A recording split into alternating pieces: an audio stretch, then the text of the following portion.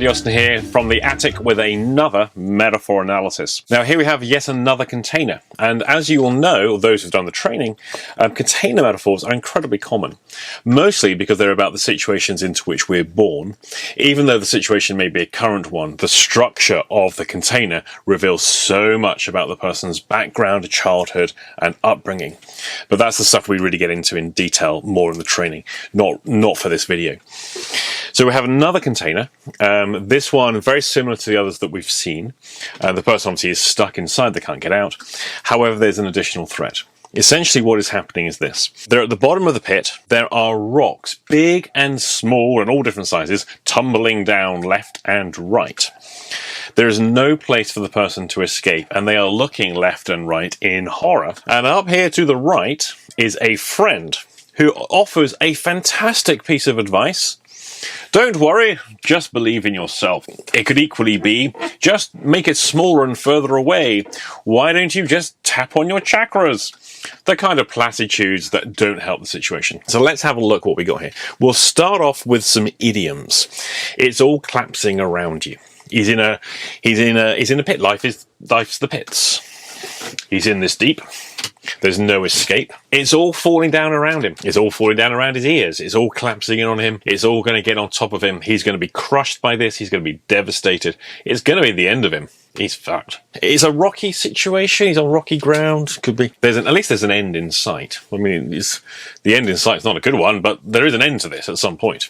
In theory, he's going to end up dead and buried. He will end up with no life at all. And this, in part, is also about that. He is going to have no life. He's going to end up dead and buried. Life's over. Not worth living. All that kind of stuff. Just as a little aside here, for those that have done both NLP and looked at the metaphors work, you may want to start to consider things like your modal operators. Because what you're going to find is that people's modal operators which reveal rule structure will also be in play within people's metaphors. So here, it's the platitude offered is don't worry, just believe in yourself.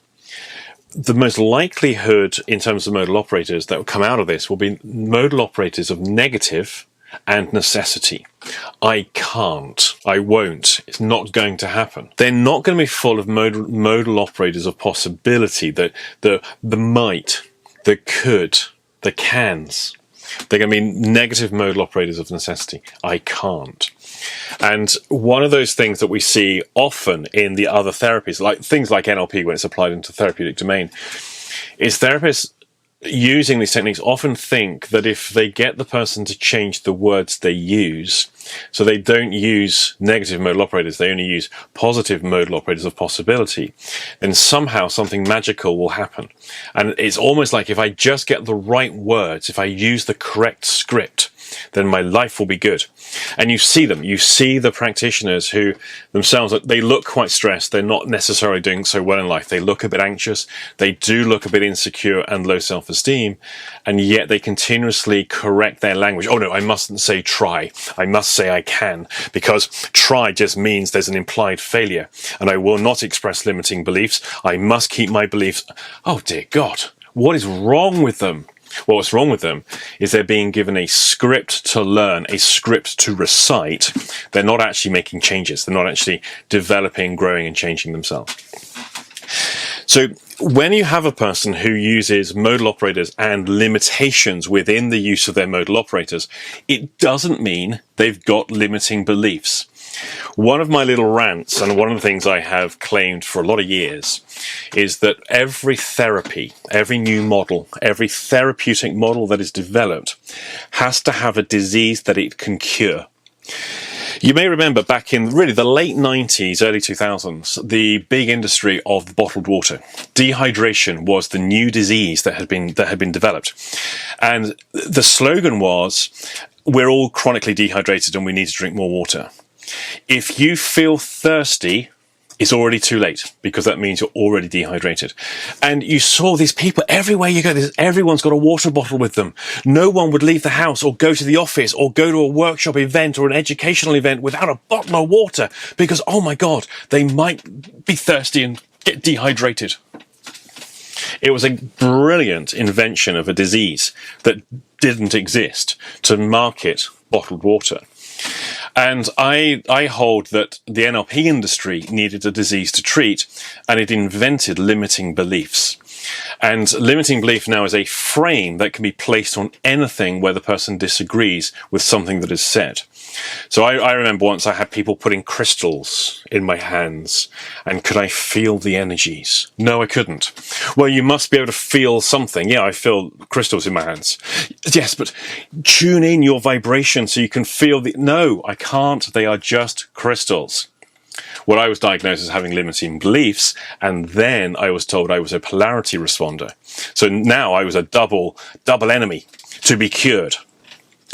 I've seen also things when people don't have any money. They can't afford the upsell. You know, they come on the free course, the free workshop, the free instructor evening, whatever the success guru is offering.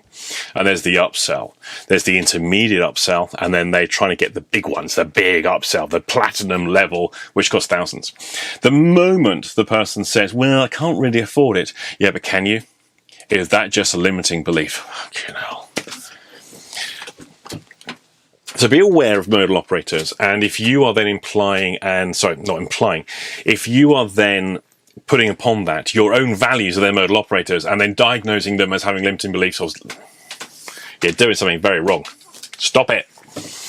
So now we have a person here. So as far as they're concerned, this is the end of them. It's all coming down around them. They're going to get crushed by this. And then there's platitudes that are already being offered to the person that clearly are not very helpful. So now let's look at the structure of this. It's clearly a container metaphor. So we know this is about inherited status. The experience the person is having predates the actual situation that they find themselves in. We also know this is about family. So if the container is about family, so is a definition of family, it's not the only one they have, because family is multifaceted, and it's a very, it's very complicated set. This is just one aspect, one set of filters the person has upon their familial experience. We're talking birth family, not marry family. For them, things are collapsing. The walls, the structure of it are breaking. The thing is not stable. So this is an unstable family situation.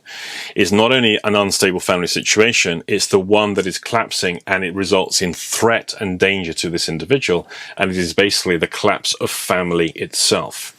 Now, this may not actually be happening in real life. This may not be reflected in what's really happening in the family structure. But for this individual, their experience is the whole structure of the family itself, the very fabric of family itself, is breaking down, and it's going to be painful, and it's also going to be a threat to that person. So we know that even though this may be reported as a current event in the now, this is an ongoing and has been there all along. You should also immediately notice, because it's a de-elevation, and elevation is always about status, the up and down. So we also know that this person is in a low status position within the family, and components of the family structure are rapidly losing status and coming down to his level. He's powerless to do anything about that because he doesn't have sufficient status. And the person outside of the container lacks sufficient strength and ability to be able to help as well. So this is a fairly helpless situation the person is in. I suspect the experience they're going to have, the experience that's happening, the real world situation that this relates to that is happening, is going to happen regardless of their actions.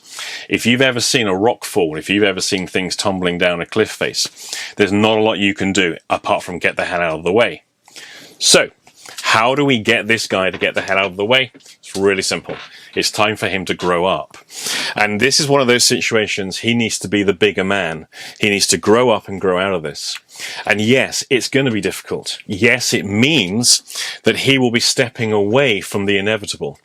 But it's a choice. He can stay within that and endure and take what's coming, and let it all get on top of him, or he can grow up and be the bigger man and actually then get on and move on with his life. So essentially, this is quite a simple container. It is a catastrophic family situation of the family falling apart and collapsing, family structure collapsing, and it is a thing that he has no choice. He either has to deal with it by being there and being part of it, or he's got to be the bigger man, grow up and grow out of it. As always, comment section below, click the like button. Comment section below any additional things I've missed, any other observations, do please write them down. It's always very interesting to me to see what other people see that I failed to see myself. So do please use the comment section, click that like button and the subscribe, all the YouTube goodness.